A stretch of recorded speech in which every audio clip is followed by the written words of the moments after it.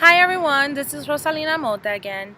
Thank you to everyone who watched my previous video, the Put Your Mask On First. On Facebook I had 706 likes, and on YouTube we're still working on that. I had 47, so thank you very much. I had a lot of positive response to it and comments that it helped a lot of people out, and just people sharing their journey with me as well. So I'm grateful for that, and thank you once again. So I'm going to continue to do these videos because, once again, it's not just my journey, but it's also yours. And if I share mine with you, maybe that can help you. So the last week and some change, there's been a few things going on, and just awesome things and not so much awesome. But at the same time, I had mentioned something about my hair in the last video, and I had said something about I look crazy in this and my wild lion mane. Um, I went to a meditation class that night, and it was interesting because the young lady who was hosting the meditation class, she saw my video and she said thank you for the video, and she responded to my hair and said that it was awesome and that she hoped that I would do a video based on body and hair. So as in, how do we see ourselves and what we think of ourselves based on our exterior. For me, this is one of those topics that it's dear to me because I've had conflicts with my hair and my body image for years. I used to be bulimic and anorexic. A lot of people don't know that because, once again, I carry myself with such confidence, but I compare myself a lot to other women who, the according to new standards of the bad B, the ones with the huge boobs and the really nice rump in the back and no abs, and amazing abs, haha, no abs, that's me, and amazing abs. And even before that, just people saying, oh, you have a beautiful face, but you have to work on your body. That was interesting because I don't know if it was interesting, but just that comment alone of always saying you have a beautiful face but you have to work on your body, that's usually something that is told to someone who's overweight. Oh, she's so pretty, but her body. And I myself, as an actress, always had a conflict with that because I always thought I was too fat for the camera, so I didn't give myself the opportunity that I needed to, or I compared myself to someone else who was probably going for the same role, and I would defeat myself before I even went into the room when I saw who might have been the competition, even though they say there's no competition. Even in dating and just regular life. So yeah. So this. Thank you, love. So yeah. So that's what this video is about. How do we see ourselves? So the first thing I wrote down on my notes is, when you look in the mirror, do you love what and do you when you look in the mirror, do you love what and whom you see? I had posted that question under some pictures on Facebook, and I had some interesting responses. Some people went on the religious side with it about, oh, when we're created in God's image and this and that. And when I posted that question, it wasn't based on being created in God's image. When I posted that question was in, when you look literally in the mirror, do you love what you see, or do you tear yourself apart? Do you start picking out picking pimples and things on your face, and it's like, oh, I have this here, I have that, or if my nose was a little flatter, or if my lips a little smaller or bigger, or if my forehead in my case wasn't so big. I'm always looking at my hairline to see if it's receding back, because I feel like it is, thanks to my dad. But yeah, and because I do that. I look in myself in the mirror when I have no makeup and I tear myself apart. Or when, Mother Nature decides to mess with me that month, I feel fat and ugly and undesirable. So I start breaking myself down versus building myself up. And we do that. We'll build someone else up and we'll say, oh my gosh, she's so beautiful. She, just looks great, or he looks amazing, and look at his arms, look at his chest. Or we'll look at another woman and say, give her compliments, but we don't do that for ourselves. We are our worst enemy, you can say so. when it comes to my hair, it's kind of groomed today, not totally. Um, the people who've known me for a while, know that my mother is a hairstylist and a hairdresser, right? So the decision for me to go natural was one of those of risk and kind of defiance against my mom, but not totally. It was more of that, hey, I've been relaxing my hair for 20 years. Let's see what my natural curl looks like, and me more embracing all of me, the natural me. Because I always felt that every time my hair started growing out and you would see the curl or the nap, I didn't feel beautiful. I felt beautiful only when my hair was straight. And I developed a little habit when I was 14, actually when I was 15, after my father passed away, of picking out my hair and pulling it out from the root. When my hair was straight, I would always pull out the curly hair and I would leave the straight one, because I felt that, oh, if I have a relaxer and it's supposed to be straight, it's supposed to be all of it straight.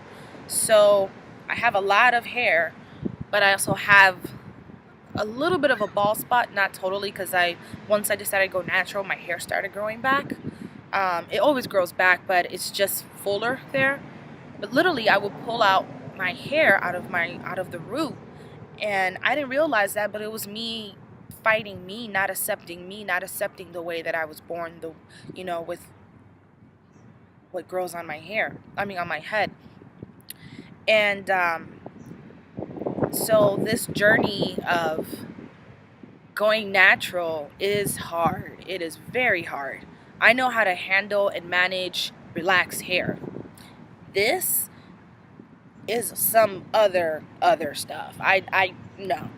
I'm not gonna lie, I struggle to deal with my hair now that it's natural and curly. I love the big fro, or when it's curly. I love how it looks, but as soon as I sweat, it starts getting tangled. And combing through that tangleness and just tangleness, yeah, I don't know if that's a word, but yeah, just combing through that and dealing with the looks of acceptance, or people looking at me and saying, oh, she looks weird, or for the most part, a lot of what I get is people saying, your hair is awesome. um, there was a young lady in that meditation class who commented on my hair and said, there was something mysterious about my hair, and that was nice. I like that. It made me feel better about my fro and my puff, because I was feeling self-conscious, but I don't show it, But that was awesome. I've been getting more compliments now that I've gone natural about my natural hair than what I expected and thought. So that's just to show how we can, break ourselves apart.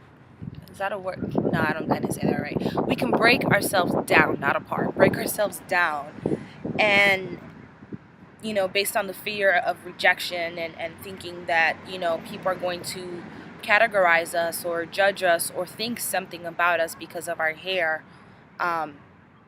you know, we don't give ourselves the chance to shine and to show who we are. So this is me embracing me. I don't know, I might go back to a relaxer at some point. I'm not sure if it gets any harder or easier to manage. I don't know. Anyways, but yeah, back to that question. When you look in the mirror, do you love what and who you see? If you don't, what are you doing about it? I have a little exercise for you. Look in the mirror when you wake up, before putting on your makeup and your clothes and fixing your hair and all that good stuff, and tell yourself you are beautiful, I love you as you are, and I forgive you. The reason I say you are beautiful is because you have to know that you are beautiful. Even if you don't feel like you are, even if you don't look like a model or the European standards or whatever.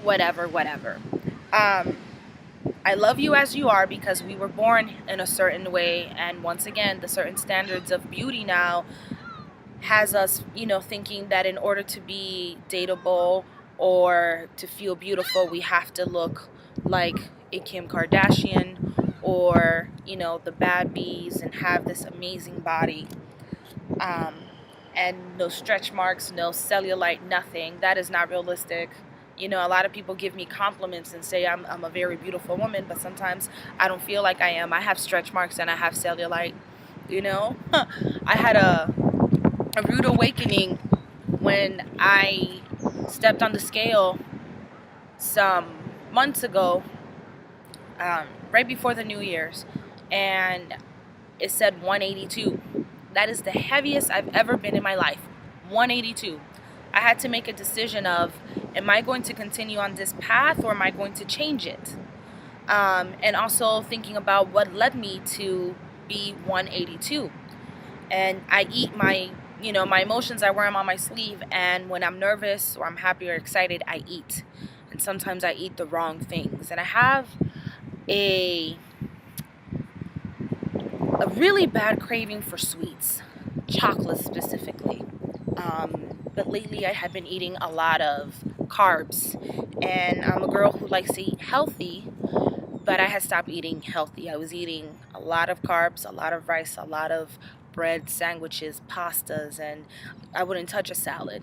But I decided that I didn't like who I saw in the mirror, and I decided to forgive myself. That's part of the mirror exercise. And I forgive you because sometimes we do things to ourselves that puts us in a situation and where we don't see us in the light that we need to, or we don't see us as the lovable human being that we are. And you have to forgive yourself just as we forgive other people. But I decided to change my lifestyle and just eating. Plus life circumstances puts you in a situation where you have to change. But yeah, I started eating healthier. I went back to my routine of eating salads and organic and not touching rice and not touching bread. And my mom loves rice and bread. I don't know what Dominican doesn't love rice and bread, and meat and beans and all that other good stuff. But I had to be like, no, Mom, no, I can't eat this or no or that. So I had to be disciplined about it. And I stopped eating red meat. And the sweets, I'm doing better. I am totally doing better. I'll treat myself once in a while. But there was also another thing with body image. One of my best friends, she is getting married in August, and I'm one of the bridesmaids. And it was interesting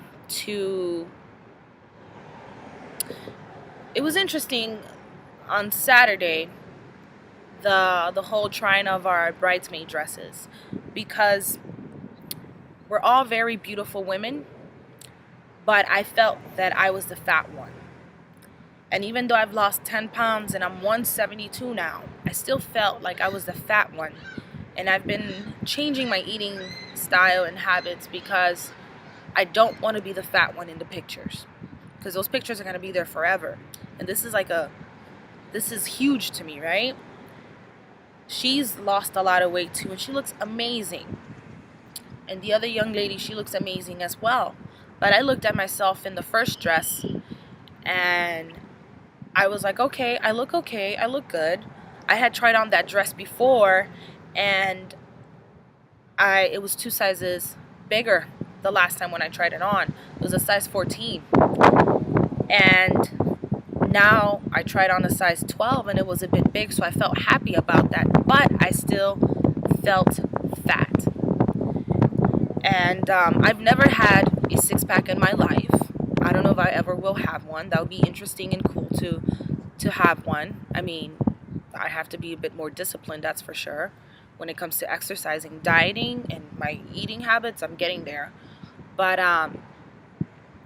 yeah, I end up comparing myself to my friends, and I didn't show it there and then, but I did feel a little crappy about myself.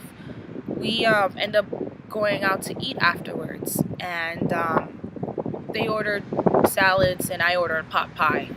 And even though my pot pie came with a side salad and I was enjoying it, I felt guilty for eating it, because I was like, you should not be eating this. You should be eating a salad, just a salad. But I also felt like, why am I going to pay $15 or $13 for a salad when I can get a pot pie for $12, right? So that was my logic behind it. I was like, let me get real food versus a salad when I can make that at home. But I felt bad for eating it. I enjoyed it, but I felt bad. And then we went to a different store, and they had waist trainers there. And I was like, ooh, I felt so excited about it. I ended up buying a waist trainer because one, I couldn't take it off. You know, I struggled to put it on. Let's be realistic. It was that damn tight and my arm was hurting. But I bought it because I liked how my body looked in it. And I had not seen my body look like that in a while. I mean, like I said, I am losing weight, but I had not seen my body look like that in a while. And it also kind of mentally has made me feel a little bit better about my weight and how I look. And how does this relate to you? I am not sure. Maybe you're going through the same thing. Maybe, you know, you torture yourself with a waist trainer, or, you know, you look at your food and you think about, should I eat this or should I not? Do you feel guilty? You know? I don't know. Random thoughts once again. But yeah, comparing ourselves to others steals our joy and robs the world of all the amazing things we have to offer. So I compared myself to my friends and I felt fat. To them, I'm beautiful, you know? One of them tells me that when I walk into a room, I'm this amazing, colorful person with this personality and I just light it up.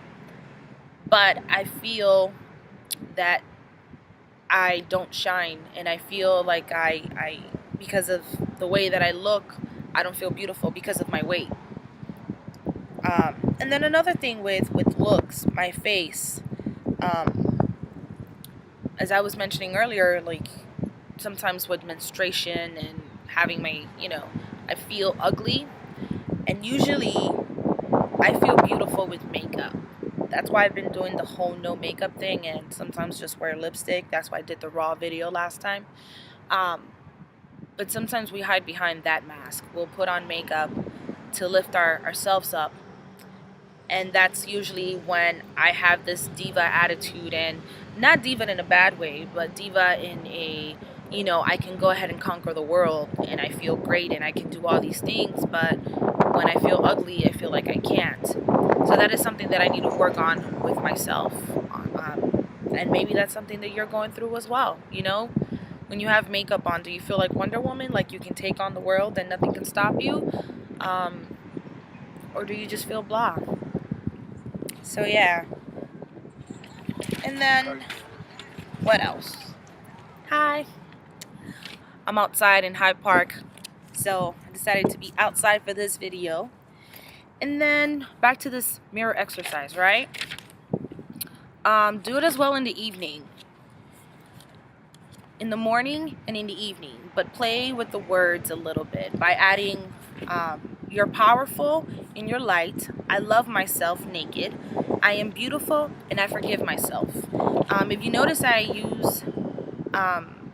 changed between you and I. The reason for it is the wind, sorry.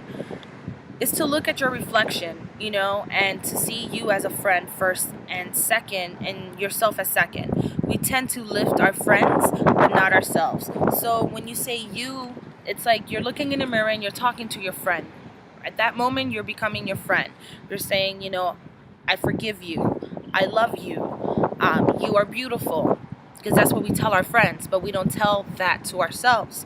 And then in the evening, go ahead and change it and say, I am powerful in my light. I love myself naked. I am beautiful. I forgive myself.